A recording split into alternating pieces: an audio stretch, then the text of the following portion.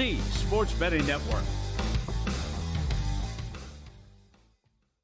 The numbers told the story, they always do. It's one of those idiots who believe in analytics. This is A Numbers Game with Gil Alexander on VSiN. Yeah, the numbers tell the story, all right. Welcome into A Numbers Game. He's Kelley Bydlon. I'm Joe Ceraulo. Kelley, the numbers yesterday look pretty damn good, don't they? You hit your NBA best bet, 2-0 college hoops here. How about our guests? How about John Martin's night? College basketball. Don't call him John Fanta. John Martin. We're going, what, 5-0? 5-0? Yeah, he texted me that last night. He's like, yeah, John Fanta's picks did pretty well yesterday. Comes on the show. Didn't know John Martin was coming on the show, but gives out 5 winners. What a night in college hoops. Really profitable if you tailed the show. And let's see if our guests can live up to the hype again here on today's program. We've got a great first hour for you. Matt Cox from 3-Man Weave going to join the show, break down some more college hoops action. Sia Nejad will recap some football, look ahead to some golf with our friend from the Monumental Sports Network. It's going to be another good one here on A Numbers Game. Kelley, this NBA slate tonight is jam-packed. Every team in action. That's a rarity in this league. I mean, especially in the league of load management, like I call it. So we're going to have 15 games, quite the smorgasbord, if you will, to choose from. Yeah, it is. It's well said. I do have a couple bets. I will caution people. I think last week this applied to as well. This week it applies. You had the trade deadline stuff that you were dealing with after, a week and a half ago spills into last week, which is everything that comes out of that. And then we're heading into the All-Star break here, and you never know where guys' heads are at. People are planning Look, you're either in the All-Star game and it's a little bit business as usual, but you still get a couple days off, or Joe, it's a nice vacation time where these guys don't get, really a big break like this during the season. So there's a lot of vacation planning going on in locker rooms right now. It always concerns me. Memphis was a nice hit last night. I did bet that pretty big. I do have a few bets today, but all scaled back, and I would kind of recommend, unless there's something you really feel strong about, scaling back your bets these next couple days over with the NBA. Sometimes the worst thing that you can have is a slate this big, right? NBA 15 games. It's why people always say, oh, college hoops Saturday when you've got over 100 games. How much action do you have? How many games are you on? And I used to, I'm talking like when I was in college, when I was a novice amateur bettor. Saturday would come, I'd have 15 college basketball bets. And then at the end of the day, I'd be like, well, I went 6-9 because I wasn't able to give all these handicaps the actual attention they deserve. Now I limit myself to one bet in each time window. Okay. And, sometimes that's the danger. You get so many games on the board and you're like, ooh, that looks good. This looks good. I'm going to take it's like a buffet. You just fill up your plate, but at the end of the day, you feel like crap. Yeah, Greg Hoops Peterson would call you soft, bro, because I think he rolls into a Saturday with about... That's why he's taking my job on cashing out right now. I'm pretty sure he rolls into Saturdays with about 108 bets, so yeah. Jeez, 100 bets, I don't even know. It wouldn't shock me. All I remember is Greg, once upon a time, and this is probably like 6 years ago I'm talking, on a Saturday I was doing a show with him, and he was talking through games, and was talking about, I got a bet here, I got a bet here, I got a bet here. We go to break, and I'm like, Greg, like, you just said you've got like 9 bets or so. Like, how many bets you got going? He's like, well, there's Saturday college basketball. There's about 120 games, so I'll have over 100 bets. I'm like, whoa. Love the under in Tennessee Tech. Yeah, can't miss that one. Although, you know what? Greg has rubbed off on me because I'm looking at tonight's slate and I'm going, Robert Morris catching points in the Horizon League. They've been one of the best ATS teams in the country. No joke, I've actually been betting Robert Morris a ton this year over in the Horizon League. Don't have them tonight, but hey, what we had last night got home college hoops. Alabama -3 in Austin. It closed at 4.5. They win, resounding 20-point win. How about the way they shot from beyond the arc, Kelley? I don't know if you were locked into that because you had your Memphis bet to tune into. 17 of 29 from 3-point land. That's going to win you most games in basketball, especially at the college level. Yeah, especially at the level where no one can really shoot all that well or all that efficiently. Then we got home SMU, 20-point win over Pitt.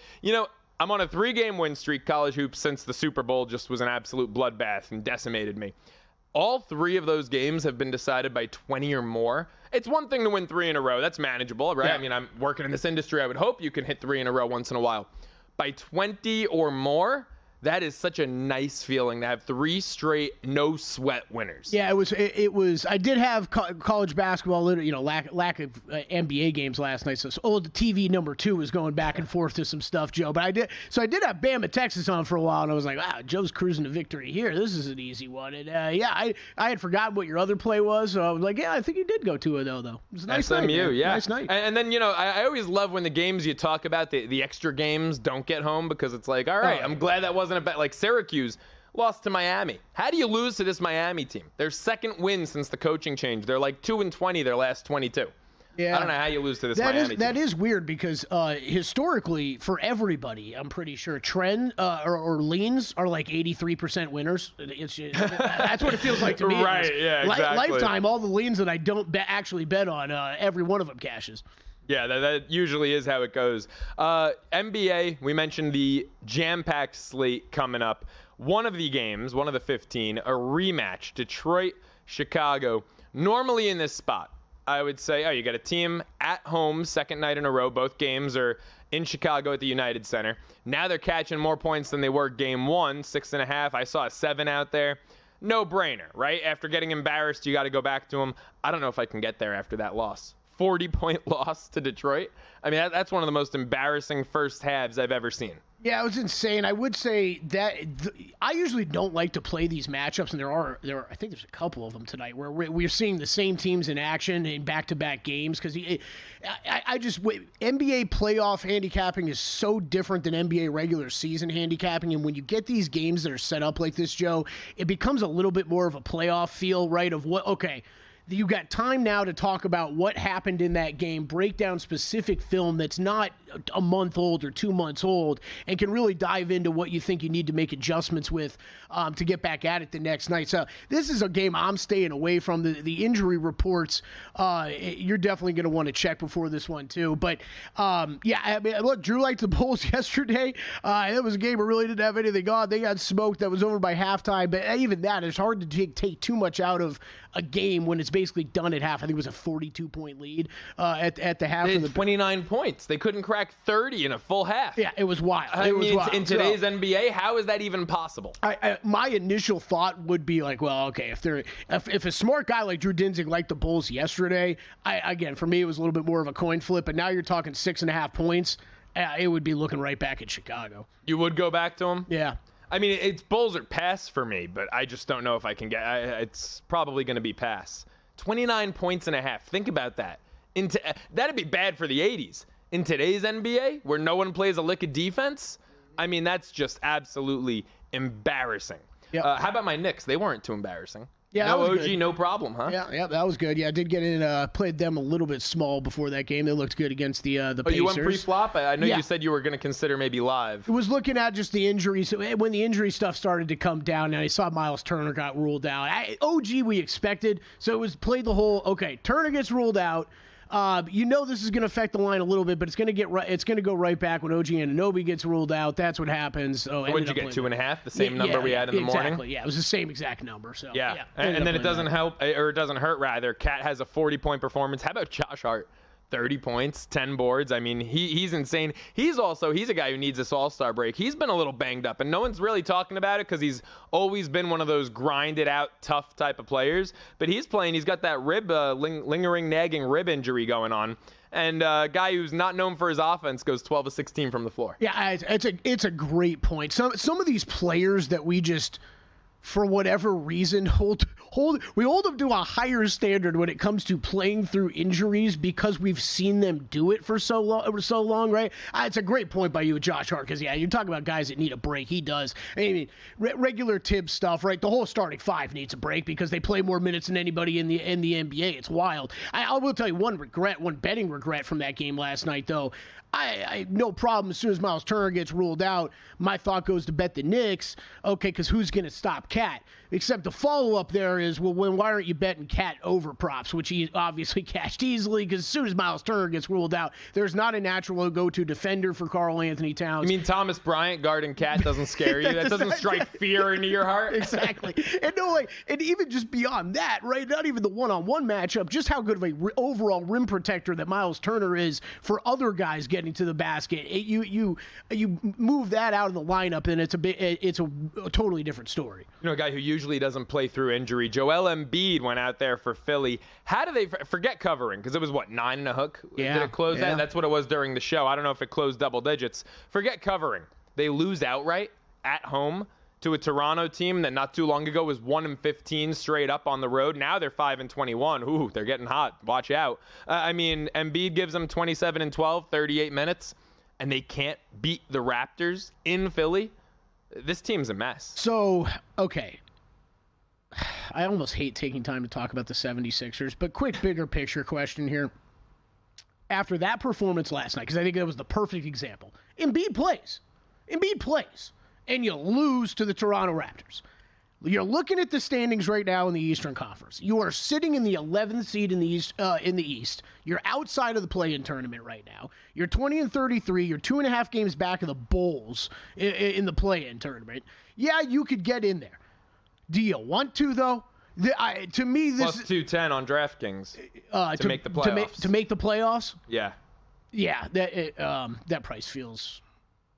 It's interesting. It feels baked in about what I'm about to say. That's to survive the play-in, correct? When you're dealing with to make the playoffs, you got to be final 8. Great point, Joe. Great question. Yes, if you are betting to make the playoffs, that means you have to survive the play-in tournament. So if you are betting make teams, the play-in, you got to lay $5. Yeah, lay $5. Minus 525 on Philly to make the play-in. Is there a no price on there? I don't even know. I don't believe so. I believe it's just to make it. The Sixers, though, they got to start. I think they got to start thinking about what's the point of trying this season. You got aging veterans on this team, anyways, that could use a break. Joel Embiid's talking about needing knee surgery possibly at the end of the season, anyways. Why are we trotting him out there for a team that's not going anywhere? And honestly, I think you should just be going into the tank at this point. Yeah, I don't see him coming out of the play-in. I don't. They might not even make it there. We'll look ahead to tonight's NBA slate. On the other side, it's a numbers game. He's Kelley Bydlon. I'm Joe Ceraulo.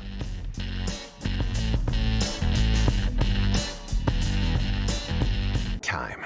There's nothing more valuable. It's what drives everyone to make the most of every moment. We celebrate living large in the now. In a city where time disappears, we create experiences that electrify the soul and memories that will last forever. We go big. We go all night. And here, everyone is invited. So get loose and get loud. This is Circa. You'll have the time of your life. Mitch Moss and Paulie Howard share their knowledge of sports, gambling, and pop culture on Follow the Money at a New Time. Like the guy can play football. Yep. And without him, we're talking about this team maybe being the worst one in the entire league. On the bandwagon, I was high on this team, but my concern was this awful coaching staff. They'll keep tabs on the big wins and bad beats from the night before. Plus, get you geared up for the action that's about to begin. Follow the Money now at 4 p.m. Eastern, right here on VSiN, the sports betting network. So, Paulie, have you had a chance to read the VSiN Daily yet? Yeah, came in at 3 a.m. What's Bill doing up that late? Well, rumor has it, it starts off with a 12-hour meditation session. Then he just pours himself over film and live TV, really focusing and taking it all in. Bill's in with the biggest insiders, talking trade secrets, strategies, the whole nine, absorbing the info. And then and only then can the writing process begin.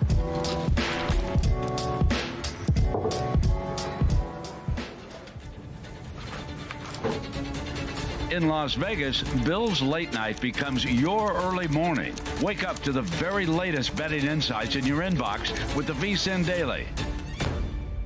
Sign up for free at vsin.com/newsletter.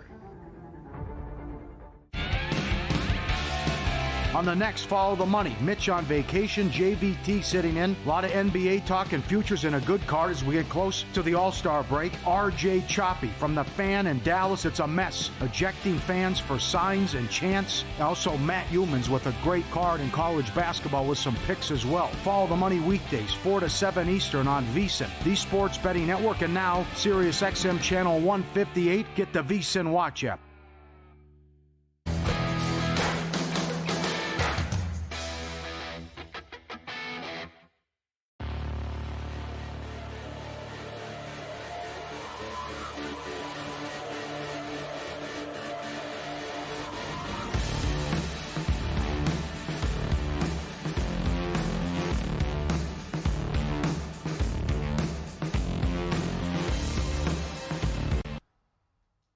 Great way to start your day.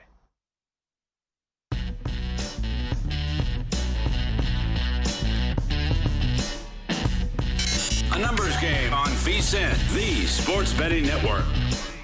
Numbers game continues with me, Joe Ceraulo, alongside Kelley Bydlon, taking you through a Wednesday morning here on the program. I keep having to look down at my phone to check what day it is, Kelley, because I had Monday off. So, like yesterday I slipped once and said Monday, and I almost right there was tempted to say Tuesday, and I had to look down and be like, it's Wednesday, February 12th. I don't really know why. For some reason, Super Bowl Sunday has thrown me off, too. Just all of us working Super Bowl Sunday. Right, because usually you're off. I'm used to working Sunday, so that wasn't weird for me. Having Monday off was weird. But, we all work Super Bowl Sunday. We always do that every year, so I don't really know why this is. I've done that a couple times. It's a weird week, and it's going to get weirder when there's no sports this weekend. Just college hoops. So hopefully we have a 200-game slate on Saturday. But we do have a heavy NBA slate tonight to get to. All 30 teams in action, 15 games tipping off at 7 Eastern, 4 Pacific, all the way through the early hours of the morning probably on the East Coast. And, of course, the late night here out west.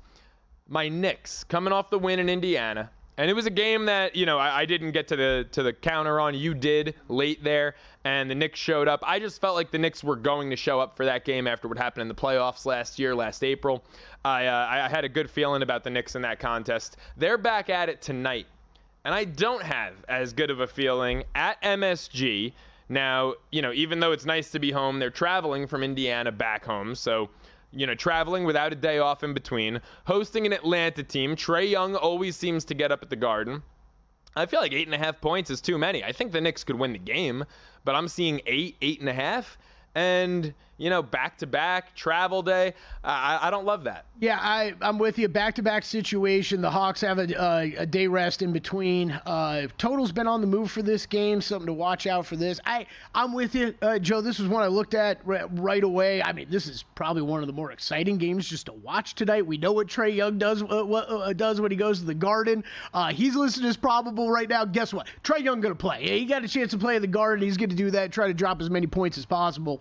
I'm not worried about that. If I was going to look anywhere, it would be Atlanta with the Knicks coming off that back-to-back. The problem is Atlanta still, after making a couple trades themselves, DeAndre Hunter, Bogdan Bogdanovic leaving town, they've got a bunch of new pieces in that they're working in. A couple starters in the lineup listed as questionable right now for this game. Vit Krejci, who they've kept starting for some reason. Larry Nance Jr. both ruled out, and you might laugh at Larry Nance Jr., but that's an important piece of their rotation these days. Both those guys have been ruled out already, so questionable lineups going in, but at the same time, I'm not running to lay 8 with the Knicks at home on that back-to-back situation. So how about another back-to-back? Phoenix hosted Memphis last night. Now they're headed to Houston. It's a lot of points, but 6.5 with the Rockets. I'm not entirely opposed to laying it with Houston there. Okay, me either. This is not a bet for me. 6.5, 7 is what we're out to. It's just Houston's been struggling, and this is. I know I'm not the first person to say it if you've watched a lot of NBA coverage, but oh man, Fred VanVleet. I apologize for apparently how underrated or overrated I thought you were basically your entire career, because ever since his absence from this lineup, Joe, this Rockets team has been struggling, and it shows. So, like I said yesterday, it would still be Rockets or pass here, just because I cannot put any money behind this Phoenix Suns team right now. You said Houston's struggling. The Phoenix Suns are the epitome of struggling this season. And more of that is just the turmoil in the locker room, right? Kevin Durant is not a happy guy right now. I know reports from the game last night of, yes, Durant met with the front office and that they're all on board together going forward and that they're going to give this their best run. But, man, this is a team for the past year and a half that's never been in sync with these three guys on the floor, even when it's just two of them. It doesn't seem like there's much of a game plan out there of exactly what they're going to do with these guys. They've gone through two coaches now, two coaches that are pretty respected coaches, and Budenholzer there now, who I love, still hasn't been able to figure out what to do with this team offensively to make them effective. I think the Suns are probably on their way to missing the playoffs, missing that play-in tournament possibly even. So, look, Şengün's questionable tonight for Houston. That is massive. Obviously, they got Fred VanVleet out already, like I said. Yeah, it would be Houston or pass, but you got to wait for that injury report and see if Şengün's going to play or not. To participate in the Western Conference play-in tournament, Phoenix only minus 140. I mean, is that not insane?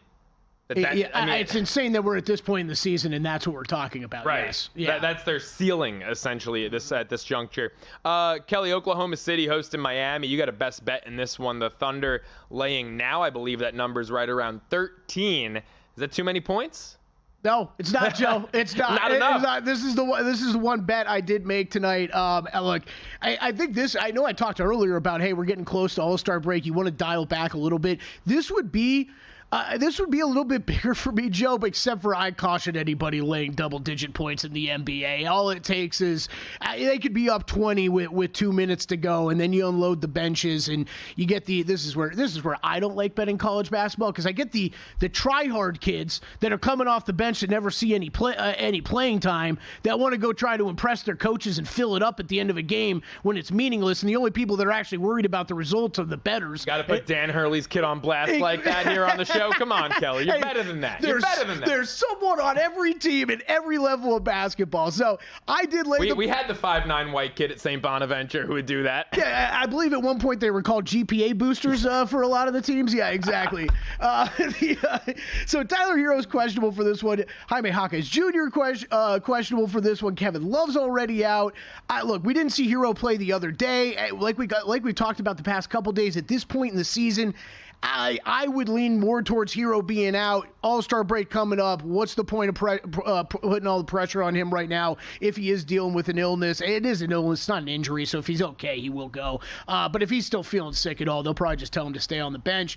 No Chet Holmgren tonight for the Oklahoma City Thunder. No Cason Wallace out there still. Isaiah Joe upgraded to probable. Look, as far as this Thunder team goes, though, they are just wrecking teams right now. 20-9 ATS at home so far this season. Miami 1-5 at ATS their last six games. OKC 5-1 ATS their last 6 games. Those are just the ATS stats. We go to net rating. 14-4 Oklahoma City is straight up in their last 18 games. They have a plus 17.7 net rating. That is points scored per 100 possession minus what they give up, Joe. That's what they're doing in the NBA right now. That is first overall in the NBA. They're the first team in offensive rating and defensive rating over that time period. Meanwhile, Miami 8-10. The record might not look all that bad. Remember, this is going back to games though where Jimmy Butler I guess 1 or 2 of them he was playing in. 8-10. The might have been on the roster. Was probably suspended for a lot of those. Yeah, exactly. Yeah, but they're at minus 4.2 net in that same time. That's 23rd best in the NBA. I no idea where Miami's head's at as they're about to head into the All-Star break here. You see the names, some of their bigger players with the questionable tag tonight. That was enough for me to go out at least early and lay 12.5. When you're talking the difference between 12.5 and 13.5, it's kind of like the NFL. Is there that big of a difference when you're talking about a spread that high? No, I would still play it at this number. How about in the prop market? Last time we saw Utah and the Lakers square off, it was Luka's debut. It was in LA. One thing that might have flown under the radar, Utah's bigs had some success in that game. Both Collins, Walker Kessler, double digits on the glass. Is that the route you're going back to? Yeah, I mean, look, we talked about yesterday. What are the ways to play the Lakers or attack the Lakers? After post this Luka Doncic trade, and look, it's more about the Mark Williams trade not going through for me. And I think there is a major problem right now. We saw Alex Len just sign with the Lakers yesterday. Good. They got a big in there. They need a big. Did you see Stephen A. Smith with a straight face suggest that they go get Dwight Howard? With a straight face. Joe, I was on a TV show with Dwight Howard a year and a half ago. He was on the stage singing in that TV show.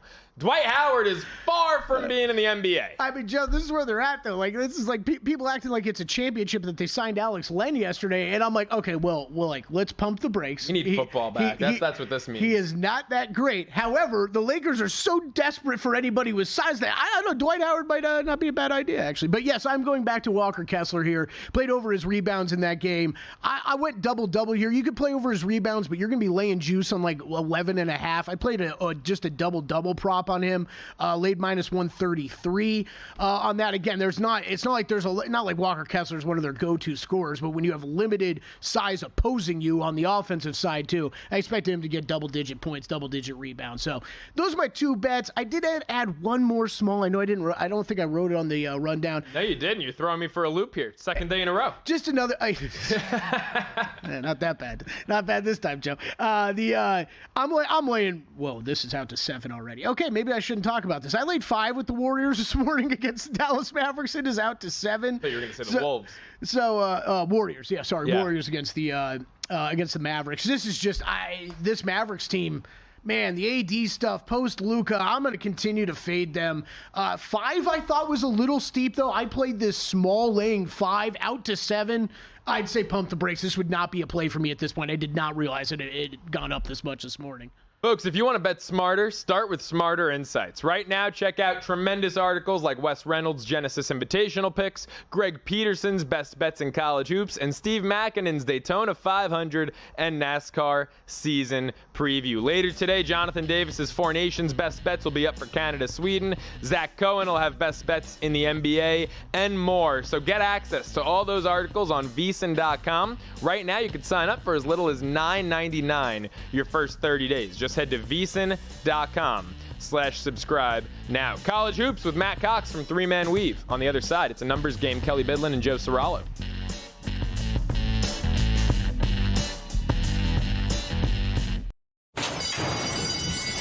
And they're off.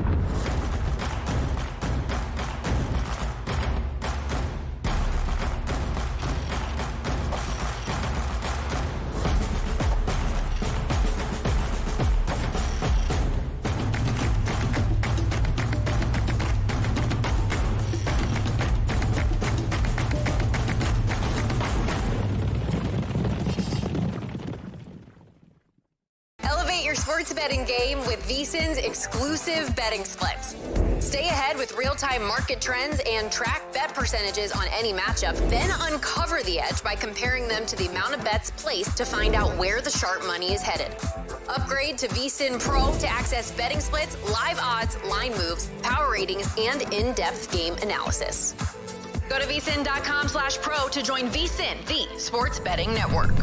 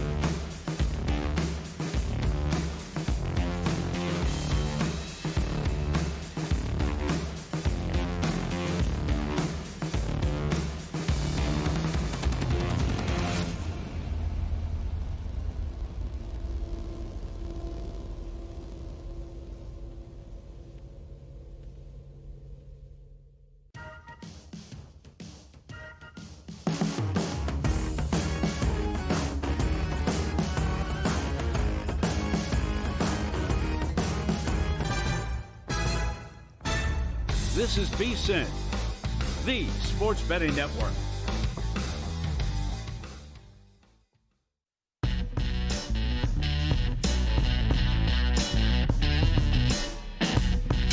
A numbers game on VSiN, the sports betting network. Ever had your deposit blocked by your bank right before a big bet? Yep. How about needing cash at 2 a.m. for another shot at the tables, but Kelley already hit his ATM limit? Yep. Edge Boost has got your back. Edge Boost is the first ever bank account built for bettors. With Edge Boost, all your gambling-related transactions will always be approved. That means no more headaches. For you high rollers like Kelley, you can move up to $250,000 a day on your Edge Boost Visa debit card with unlimited withdrawals. This works 24/7 for instant deposits. So Kelley, when you're out with Matt Brown playing craps, neither of you ever have to wait for a wire to clear again. And it gets better. Every time you deposit into a gambling account, you earn cashback rewards up to 0.5%. All this for no usage fees, no minimum balance. It's a bank account, folks, not a credit card, so there's no approval required and no annoying credit checks. Lastly, Edge Boost has a suite of responsible gaming tools to help you manage your bankroll and make informed decisions. So what the hell are you waiting for? Go to edgeboost.bet. That's edgeboost.bet. Use the promo code ANG to start at Tier 2 for faster bank transfers and higher cashback rewards. Joe Ceraulo here alongside Kelley Bydlon, a numbers game back from the break, and we're getting ready to take you folks to the Progressive guest line now. Back-to-back nights with a big college basketball card. Let's welcome in our friend Matt Cox from the Three Man Weave to break it down. Matt, how you doing today? It looks like we lost Matt's audio there. Did you hear him, Kelley? We'll try without the music. There we go. All right, Matt, welcome into the show, my man. How are you doing today? I'm doing lovely, as I just recited so nice on my prompter here. Yeah. Doing fantastic, man. A lot of A10 action, so you know I'm excited for that. I'm not playing anything with my Bonnies, although catching points at Rhode Island, I'm a little intrigued. But you've got some A10 action as your best bet. What do you like? Yeah, actually, I did look at the Bonnies there. They've been struggling, though, man. I don't know if I trust that team right now. I wonder if they just played out of their a little bit out of their skis to start the year. But anyway, yeah, so my actual play here is George Washington, the nation's capital, down at Foggy Bottom. They're hosting a red-hot VCU team who's been awesome, but we've seen the A10 really be like this parody piranha. Like, they all eat each other at home, it seems like. VCU's been awesome, but they've looked vulnerable. Again, they went on the road to your Bonnies, struggled at SLU, struggled. I think these home games with these top-end teams, and for the most part, there's not really any dead weight in this conference. And George Washington's got talent.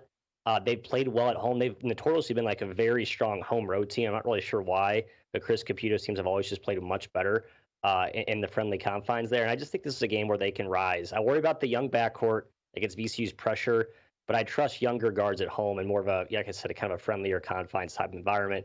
Kind of a rise to the occasion home dog here for +9, and the Revolutionaries, as they're so now lovingly called. Yeah, that's right. I forgot about the mascot change there with GW. What are your thoughts on the A10? Because this was looking like a conference to me earlier in the year when Dayton was on a roll playing out of their minds and VCU and the Bonnies looked strong. I was hoping we could get back to our ways of having, 2, 3, in some cases in the past, 4 tournament teams. I was just hoping to be a multi-bid conference. Just get me 2 in there. Is there any path to the A10 getting 2 teams in the field in March Madness? Can VCU, if they don't win it all for the A10 tournament, can they get an at-large, or is this a one-bid league? I think it's going to ultimately be a one-bid league. I mean, VCU's resume is decent. I think they're sort of outside bubble-ish. Obviously, what George Mason's doing, they're right in that mix too. And then Dayton, did they do enough in the non-con? I think at this point they've torpedoed their non-con cloud. If I look at the updated bracket matrix, but I believe it's a few days behind. I think VCU and George Mason both ahead of Dayton in the overall, kind of bracket S curve that goes down to like 80 or 90 teams. It's going to be tough, man. I just think that with the rest of this league, how solid the middle is, I think all 3 of these teams will take an extra loss or 2, honestly, in conference. Even George Mason, who's been tremendous. I mean, probably should have lost last night in OT at St. Louis. I just think there's too many landmines left for all 3 of them to feel secure about a 2-bid league. Since I don't think any of them have a slam dunk at-large resume right now. Yeah, I tend to agree with you on this one, Matt. And it breaks my heart because, you want a competitive conference, but this conference is actually so deep this year that, like you said, they're kind of eating each other on this one. How about the Missouri Valley Conference? That's another fun mid-major conference. Belmont, they've been having a great year in terms of their record, 17-8, 9-5 conference play. Not one of the better teams, though, ATS in the Missouri Valley, just 4-9-1 in terms of covering. They head to a weak Valpo squad, laying 4.5. Are you willing to lay it with them? I'm laying it. Yeah, the Bruins have been, they're always good. I think even this year I undersold them a little bit. They got some new guards they brought in. I was a little bit skeptical, but that backcourt's looked really good recently, and they run a very sublime offense.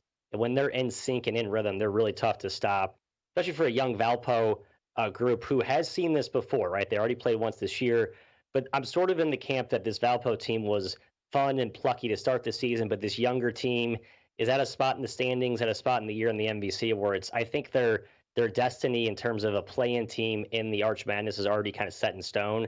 I'm not saying they're a full white flag quit team, but I just don't think there's going to be a lot of fight or a lot of bite at home. And we've seen some of these short road favorites be pretty good bets recently with a lot of the home court value overinflated in the market. So far this year, by the way, the Valley 34-50 against the spread home teams. Not very good. So road teams flipped that 50-34 against the number. Historically, a pretty strong conference in terms of home court. So it's sort of an odd development this season. I don't know why. It could very well just be noise or randomness. Still, I am leaning that way with Belmont tonight, a team I just trust more with more to play for against a team that I think could bend if there's any sign of adversity tonight. Yeah, it's weird. I've got to play in this conference later on in the program, and, you look at Drake and Illinois State. Those two teams are squaring off. Both better against the number on the road than they are at home. Illinois-Chicago has been a cash cow as a road dog. At home, not so much. This entire conference, to your point, much better at covering on the road. I want to ask you about a team or a matchup in Valpo's old conference, the Horizon League. Robert Morris going to Cleveland State. They're catching 4.5. These are two teams that have been tremendous this year against the number. I've been playing Robert Morris a lot. It was 3.5 yesterday. I was going to stay away at 4.5. I'm considering taking the points. Which way would you go with that matchup? I lean your way as well. I know Cleveland State's been tremendous. But Bobby Moe has been nothing short of splendid themselves. They really only had a couple of slip-ups so far in conference, and that was due to, I think, a couple of key personnel losses. They lost one of their best players in one of those losses.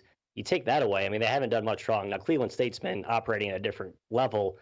I still don't think they're emphatically the better team than Robert Morris. So I think if you played these two teams 7 games on a neutral NBA style, I think it's a 7-game series. Bobby Moe's got real talent this year. I love that Andy Toole basically said, screw it, I'm tired of underachieving. Got a whole new assistant crop, brought in a whole bunch of new types of players, a lot of talent with athleticism and size. Like, they're defending much better finally this season. And I think that's going to play well here on the road. I like 6 or 7 just because of how much I'm afraid to get in front of the Viking train, to be honest. But I do lean your way, though, at 5. Yeah, 4.5 right now seems to be the number that's most out there. All right, let's talk about the game of the night, Matt. St. John's, Villanova. Rick Pitino has gone full Lazarus effect on this program, bringing him back from the dead. Best St. John's team of my lifetime. I'm going to assume best St. John's team of your lifetime as well. You can get him now laying just 1.5. Opened at 2.5, got up to 3.5. Now we're seeing 1.5. Floating around there at a few shops in town. Would you lay it with the Johnnies on the road, or coming off that Friday night win at UConn, do you think this could be a letdown? This one's tough for me. I think if you really like this St. John's momentum, you're actually getting a decent price here. And I say decent because I'm probably a little bit higher than most people on terms of Villanova's stock. They're at like 52 at KenPom right now, started at 20. I think the truth is somewhere in the middle.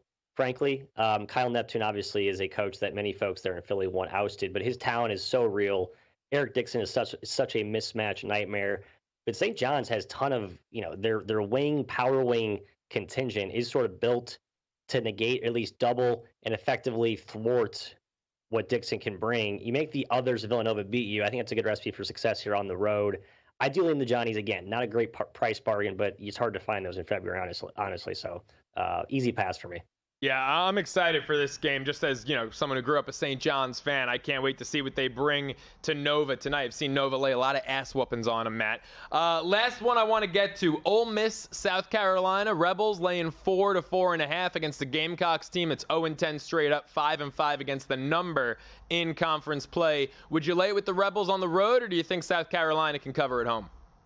I do. I mean, South Carolina I know they haven't won a game this calendar year, but every home game they are competitive. I mean, just go through the results so far. Like, they have been in every single game at home. They got Jamari Thomas back a few games ago. At least he's a proven veteran point guard, and that's kind of been the recipe for Paris' success. He has older, grittier teams. It does feel like a trap. I'm not saying it's a trap line, but it does feel like a trap spot for me because I like Ole Miss. I want to back them, I think, more often than not, but I don't think this is the spot to do it here. It's a trap. What was that, Kelley? It's a trap. That was my entire contribution to this. That was great. I was not expecting you to say anything. That just threw. I'm like, we're talking college basketball, and Kelley just opened his mouth. What's going on here? I could cut into the conversation for that. Yeah. Thank you for that meaningful contribution. Matt, thank you for your meaningful contribution. Make sure you check him out, the terrific work he does over at 3 Man Weave. Matt Cox, really appreciate the time, man. Appreciate you boys. Good luck tonight. That was great, Kelley. Thank you for that. See, Joe, that reference was from this old sci-fi film called Star Wars. You might have heard of it. It was way before. I've heard of it. I just refuse to watch it. I just refuse. I'd rather watch VMI and UNC Greensboro than Star Wars. VMI 10-2 against the number, by the way. Might add that to the card. More numbers game after the break. He's Kelley Bydlon. I'm Joe Ceraulo.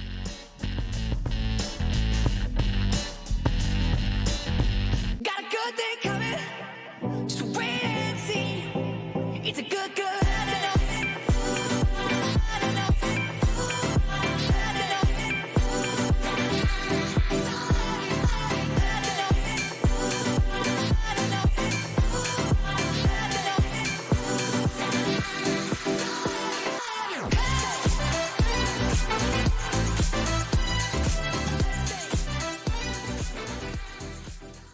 Elevate your sports betting game with VSiN's exclusive betting splits. Stay ahead with real-time market trends and track bet percentages on any matchup, then uncover the edge by comparing them to the amount of bets placed to find out where the sharp money is headed. Upgrade to VSiN Pro to access betting splits, live odds, line moves, power ratings, and in-depth game analysis. Go to vsin.com/pro to join VSiN, the sports betting network.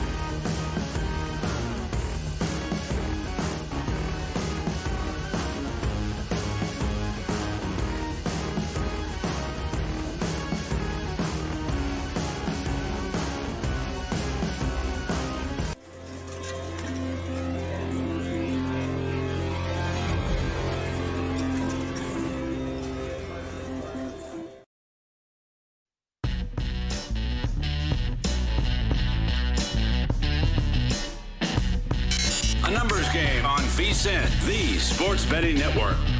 Numbers Game continues. He's Kelley Bydlon. I'm Joe Ceraulo, taking you through your Wednesday morning and now taking you back over to the Progressive guest line as we get ready to welcome in Sia Nejad into the program, host and analyst for the Monumental Sports Network. Sia, it's great to have you on. How are you, man? Very well. I'm actually a little depressed that football season is over, but good news. Every week we get a new slate of golf, so that's always fun. But yeah, I'm doing very well. Second time I think Sia's going to be angry at me about this, but so Joe's filling in this week, right, Sia? So we're talking about guests after the show yesterday, what we're going to be doing today, and we're going over some things, and I'm explaining a little bit your background, and we're walking out of the sports book here at Circa, the beautiful, massive sports book with all the screens, and front and center CBS HQ on, and Sia's on. I'm like, oh, that guy right there. And I'm like, sorry, I should have sent a picture and sent it to you. I think I did that the last time, and Sia got upset with me. Which brings us to an even more important question. Why the hell was CBS Sports on the big screen and not VSiN here at Circa? That's a question for another day. But Sia, you looked great. I will tell you. I saw you next to Mackenzie. You guys looked great together up there. Let's dive into this Super Bowl because we're getting more headlines coming out today. And obviously the game, I mean, it comes, it goes. You spend 2 weeks talking about it. And now 2 days later, it feels like it's old news that you can't keep talking about it. But the new headline this morning, I was looking at Travis Kelce saying that he didn't do a good enough job motivating his guys, that he got too emotional. Of course, I mean, all you see at any network is Kelce on that play where Mahomes is scrambling and he's just standing still there. Now you look at the future of Kansas City, and they're a bit strapped in terms of cap space. Still 7-1, second shortest odds to win the Super Bowl next year. But where do you see Kelce as a part of this team's future? What do you think the offseason holds for Kansas City? Oh, we'll leave it to Travis Kelce to try to grab some extra attention 2 days after the Super Bowl. Very on brand.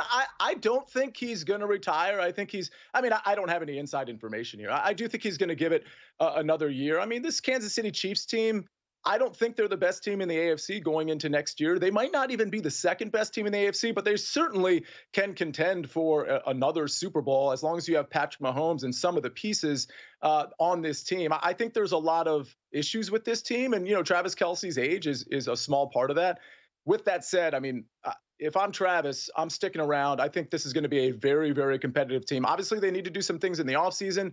They need to kind of fix their offensive line, which is like a major factor in the Super Bowl. I mean, as much credit as we want to give Jalen Hurts and the receivers and Cooper DeJean, I mean, this game was over before it started because of the defensive line. They absolutely dominated, and there was nothing Kansas City could do about it. So if they can shore that up, Travis Kelce and company might be enjoying another Super Bowl trip next year. Yeah, this game was a bloodbath from the start. It was the Tampa Bay Super Bowl all over again. And what did Kansas City do? They shored up the O-line. They didn't get back there the next year, but then they rattled off 2 straight after that. Sia, one more question I got to ask you in regards to the NFL before we dive into some golf here. Aaron Rodgers, there's odds for his next team up on DraftKings. The Steelers at 2-1 are the favorite in that market. I don't know if you've seen what Deshaun Elliott just posted on social media with regards to Aaron Rodgers saying, quote, leave his ass at the retirement home. Steelers safety Deshaun Elliott. Where do you think Rodgers ends up next season? And do you think that there's going to be an issue of guys not wanting to play with him? Well, that's pretty decisive from Deshaun Elliott. I wonder if if he ran that by somebody, because Deshaun Elliott's a pretty bright guy. I kind of feel like if he said that, he might have had some backing from some Pittsburgh brass, because that's an odd thing to say if you're not sure if Pittsburgh wants him or not. Looking at these odds here, I mean, I think, listen, the Raiders are interesting. We know Tom Brady is, Tom Brady kind of leading the charge there. If it's between like Sam Darnold for a long contract and Aaron Rodgers for a 1-year deal, I don't know that I don't choose Aaron Rodgers in that scenario and just kind of go for it. Outside of that, though, I don't think there's a lot of suitors for Aaron Rodgers. I may think the Giants would potentially be in play for a year. San Francisco, not really. I saw those odds were up there. I don't know. I mean, I don't know that there's going to be a home for him. And I think this could end poorly from a PR standpoint, because he might be waiting on a phone call midseason because of an injury. And I'm talking next season, midseason. Yeah, I think that's probably most likely what we're looking at. I read a couple reports about the Titans being linked to him. I'm like, Aaron Rodgers is going to go play for the Titans? I don't think that's happening. So, I think with Sia laid out, probably more likely. All right, Sia, let's switch to golf. Genesis Invitational going down this week.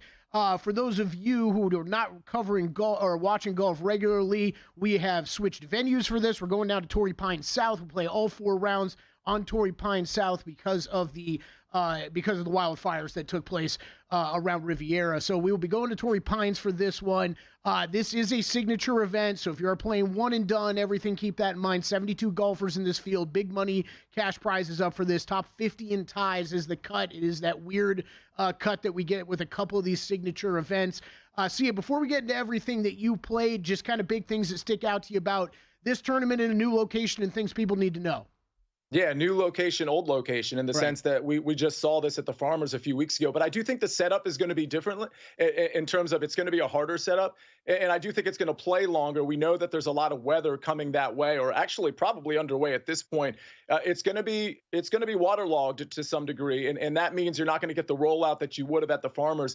And I know some people that are course side, if you will, like Keith Stewart, for example, from Read the Line. And he's telling me that this is like a major setup, or at least that's how it's going to feel, which frankly leads me to some of the better players in terms of like the outrights. I'm not really going down the board, and to the extent I am going down the board, it would be in like the without Scotty and Rory McIlroy market, because I do think the way this is going to set up, the length you're going to need, the long iron play you're going to need, the around the green play that you're probably going to need, I think this is a big boy one. Yeah, I'm with you there. We discussed this a little bit on Long Shots yesterday, by the way, up on YouTube, and where you can get all your podcasts right now. Check out myself, Matt Brown, and Wes Reynolds breaking down the tournament. We were talking about the whole, Scotty Scheffler or Rory, and it's just no knock on Scotty Scheffler, but is he fully back? And Rory, really impressive, I thought, at Pebble. I'll start right there with your card, my man. I see Rory McIlroy right there at the top. Yeah, it's going to be Rory over Scotty. It is as much an odds thing as anything. Like, for example, if you had Rory at plus 400 and you had Scotty at plus 650, I'd probably be like, I'll just take Scotty. And I'm not saying they're one and the same, but I do like Rory's tempo coming in. Obviously, we've seen him win. And as far as, tempo is a weird word to use, but it probably applies more to Scotty Scheffler. Like, I'm not sure he's fully back in automation mode like we normally see him. I could be wrong there. Obviously, round 4 is the back 9 of round 4 is sort of sticking out to me, and that could be nothing. That could just be his frustration in missing a short putt and then just crumbling down the stretch. But I do like how Rory sets up for this course. I do like for Scotty too, but if I have to pick between the two, I'm going to go Rory, because again, I think this is like a really good course fit for him, and I know he's probably in better form than Scotty in terms of Scotty's bar and Rory's bar. Yeah, I'm with you there. Rory did rate out a little higher for me this week. Now, ask me if I'm betting a matchup with Rory over or Scotty Scheffler. No, I'm going to stay away. I still got too much respect and fear for Scotty Scheffler. We do share one on here. We share a couple, kind of. But Ludwig, I am on outright-wise. Am I missing something here? See, I feel like we're getting a little bit of a price break on him because he had the tummy issues for a couple weeks. But, that was a couple weeks ago. I'm expecting a fully healthy Ludwig Oberg, and this is a course I think that lines up very well for him, and we're getting him kind of in a mid-20s price. Are you thinking along the same lines as me here? If Ludwig never got sick and never had to withdraw from the subsequent tournament, we could be looking at 14-1 Ludwig Oberg here. You know what I'm saying? So, he's one of the best in the field. And if Rory and Scotty, just have average tournaments, who's going to be the guy that's going to step up and take the tournament? Now, Ludwig doesn't close a lot. He hasn't won a lot, but he's also a young player, and we know the talent is there. I just think he's a great course fit. The fact that you can get him between 22 and 25-1, I don't want to say it's a joke. Everybody should lock it up, because this is golf at the end of the day. But the long and short of it is he should be somewhere between 14 and 16-1, and he's not. So I'm going to grab the 22-25, and I'll throw in Robert McIntyre there too, because I think these hard courses, I think it is important to focus on guys that can get it done off the tee, which he can, get it done with a short game and a proven winner. So at 45-1, I like him. And also in that without market, I would consider Robert McIntyre as well. Lesser odds. Yeah, I like that. Bobby Mack, especially if we got some weather coming in. I like that play. You got a tournament matchup, Wyndham Clark over Cameron Young. I think that one makes a lot of sense. Gary Woodland, I keep betting and keep earning money on, but I love Gary Woodland this week as well. You're the first round leader, King. Want to hit that quick before we get out of here. 2 on the card for you, my friend. Talk us through those. I'll probably add a third. I mean, it's only a 70-person field, so I can't go 4 or 5 deep here. Yeah. But Robert McIntyre for sure at plus 4,000. Taylor Pendrith is the other one. Robert McIntyre is my favorite. Both of these guys go out relatively early. Taylor Pendrith at 35-1. I don't think Taylor Pendrith can win this tournament given this field, but he might be able to because he's really playing well. But I just expect him more to spike in a first round or in one round versus all 4 against this competition. So I like both of those guys. Again, I might add another one, but Pendrith at 35, Robert McIntyre at 40. See you. Phenomenal stuff, man. Thank you so much for the time. Really appreciate you hopping on. All right, gentlemen. A pleasure.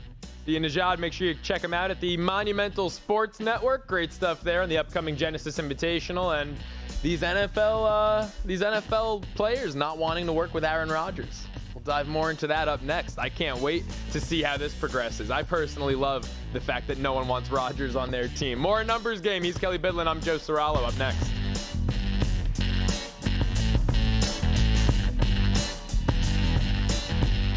And we're out.